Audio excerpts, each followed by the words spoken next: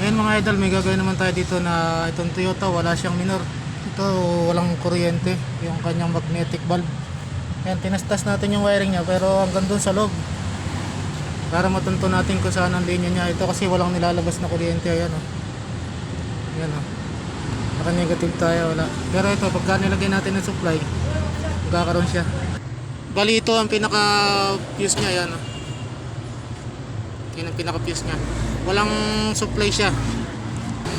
Kaya mga idol, ngayon umilaw siya kasi ang kanyang fuse ayaw nang gumana kasi luma na ang kanyang fuse box. Kaya ngayon i-separate natin siya ng ibang fuse link. Ito, dito na lang natin siya ikakabit.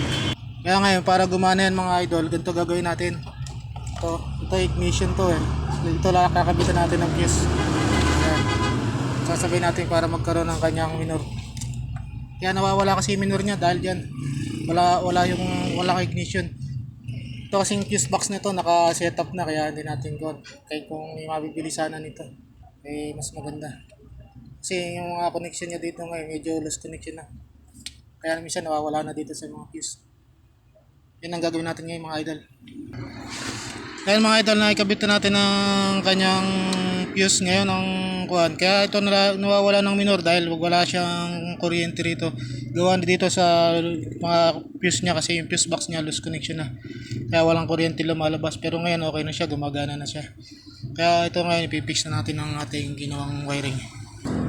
Yan mga idol, tatanggalin na natin itong kanyang direkta. Kasi ito direkta ng dating gumawa. Kaya tatanggalin na natin. Ibinalik natin sa original ang kanyang wiring.